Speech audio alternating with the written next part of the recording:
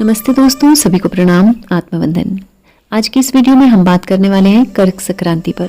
आपको याद होगा जनवरी के महीने में हमने मकर संक्रांति मनाई थी। उसी तरह दोस्तों 12 राशियों में जब सूर्य का प्रवेश होता है तो हम संक्रांति मनाते हैं। कर्क राशि में सूर्य प्रवेश कर रहे हैं कल यानी 16 जुलाई को, इसलिए उस दिन कर्क संक्रांति है।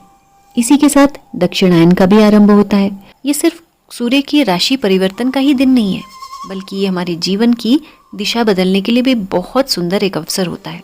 क्योंकि इस दिन हम जो भी संकल्प करते हैं, पाठ, पूजा, जप, दान, दक्षिणा, जो कुछ भी हम करते हैं, जो भी हम संकल्प ले पाते हैं इस दिन, वो हमारी आध्यात्मिक यात्रा में एक नई ऊर्जा देते हैं। तो आइए जल्दी से अपने साथ एक पेन और पेपर ले लीजिए। छोटे छोटे उपाय हैं जिसको करने में आपको बहुत ज़्यादा देर नहीं लगेगी और आपको करके बहुत अच्छा लगेगा। शुरुआत करते हैं इस दिन के स्नान से। इस दिन आपको सूर्योदय से पहले ही स्नान करना है। स्नान के पानी में थोड़ा सा गंगा जल, थोड़ी सी हल्दी और तिल डालने हैं। माना जाता है कि इससे हम ना सिर्फ अपनी बॉडी को बल्कि अपने माइंड को भी प्यूरिफाई कर पाते हैं, अपने अंदर की नेगेटिविटीज़ को रिमूव कर पाते हैं। और जब आप नहा रहे होंगे तो उस समय भी ऐसा ही संकल्प करें कि जैसे पानी मेरे ऊपर से फ्लो कर रहा है, गिर रहा है जैसे पानी नीचे की ओर, उसी तरह से सर से लेकर पाँव तक मेरी बॉडी से, मेरे माइंड से, मेरी सोल से हर तरह की नेगेटिविटीज़ छूट रही हैं। ये चाहे नेगेटिव थॉट ही क्यों ना हो, ऐसा इंटेंशन करते हुए आपको नहाना है। उसके बाद आप सूर्य को अर्घ्य देंगे। बहुत से लोग कहते हैं सूर्य दिखाई नहीं देता सुबह हमारे घर से। ना भी दिखाई दे तो आपको सूर्य उदय का समय आप पता कर सकते हैं और उस समय सूर्य को अर्घ्य देंगे। ओम गृणी सूर्याय नमः, इस मंत्र को साथ साथ आप बोलते रहें। 11 बार बोल पाएँ तो बहुत ही अच्छा है। और इसी के साथ जब आप सूर्य को अर्घ्य देंगे, तांबे का लोटा अगर आपके पास हो तो उससे दें। उस लोटे में थोड़े से चावल, कुमकुम, गुड़ या शक्कर में से कोई भी एक चीज़ डाल दीजिए और अगर लाल रंग का फूल आपके पास हो तो वो भी उसमें ज़रूर डालें। अब अर्घ्य की बात हो रही है तो इस दिन तुलसी के पौधे पर भी जल चढ़ाना बहुत शुभ माना जाता है। साथ ही पीपल का वृक्ष अगर आपके आसपास हो तो आप पीपल के वृक्ष पर भी जल ज़रूर चढ़ाएं। इस दिन पितरों के निमित्त आप यदि कुछ कर सकते हैं तो ज़रूर करें, क्योंकि इस दिन विशेष दान किया जाता है पितरों के निमित्त। अब दान में बहुत सारे लोग पूछते हैं कि मैम क्या चीज़ें दान की जा सकती हैं।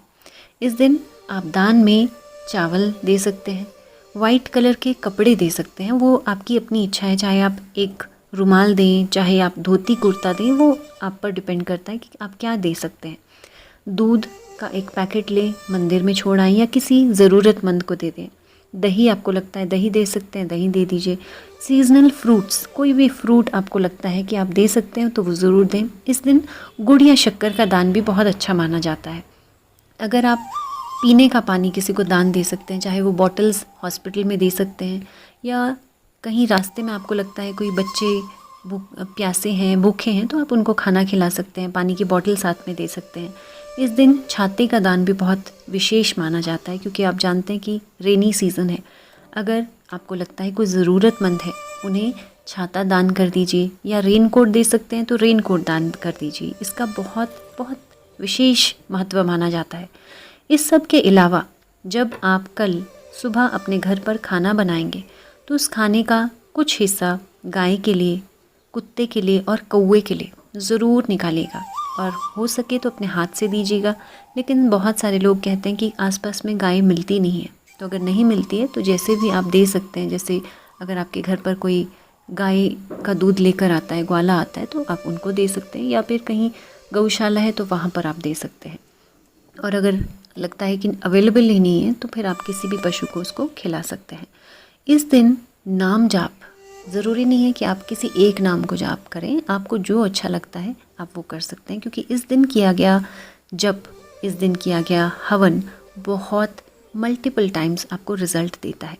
कई गुना ज़्यादा उसका फल होता है। जितना मकर संक्रांति के दौरान हम पूजा पाठ करते हैं, मंत्र जाप करते हैं, बिल्कुल वैसा ही फल इस दिन का भी होता है। अगली जो चीज़ है वो आपको ना सिर्फ कर्क संक्रांति पर बल्कि हर एक संक्रांति पर हो सके तो ध्यान रखिएगा कि जब भी संक्रांति आती है तो किसी के भी घर का अन्न नहीं खाया जाता है। और अगर आपको लगता है कि ऐसी स्थिति है जब आप अवॉइड नहीं कर सकते हैं तो कोशिश कीजिए कि जब आप कहीं पर भी अन्न ग्रहण कर रहे हैं तो बदले में कुछ ना कुछ ज़रूर दें।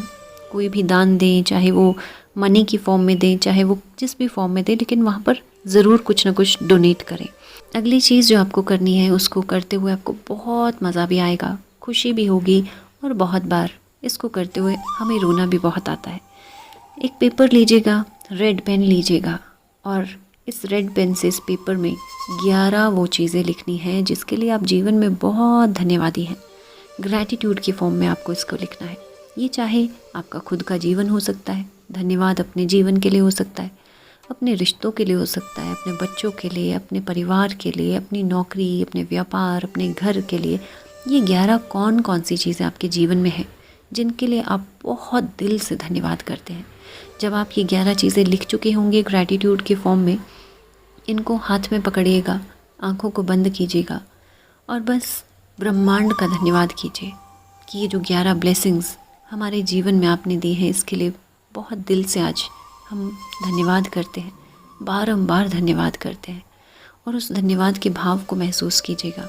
आपको ये करते हुए बहुत बार इमोशनली ब्रेकडाउन भी लगेगा, लेकिन ये आंसू दुख के नहीं बल्कि खुशी के होंगे। इसको ज़रूर कीजिएगा। ये आपके जीवन में ब्लेसिंग्स को मल्टीप्लाई करता है, क्योंकि जब आप धन्यवाद के भाव को फील करते हैं, ग्रैटिट्यूड की एनर्जी में जब आप आते हैं, तो यूनिवर्स इन ब्लेसिंग्स को कई गुना आपको वापस देता है। इन उपायों को ज़रूर कीजिएगा और दिल से कीजिएगा।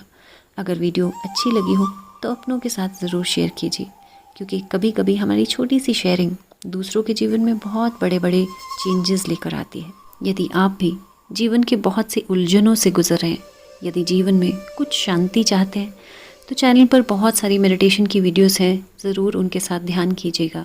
यदि भगवत गीता के साथ अपने जीवन को और सुंदर बनाना चाहते हैं, तो हर दिन हमारे साथ रात 9:30 बजे ज़रूर ज्वाइन कीजिएगा। धन्यवाद।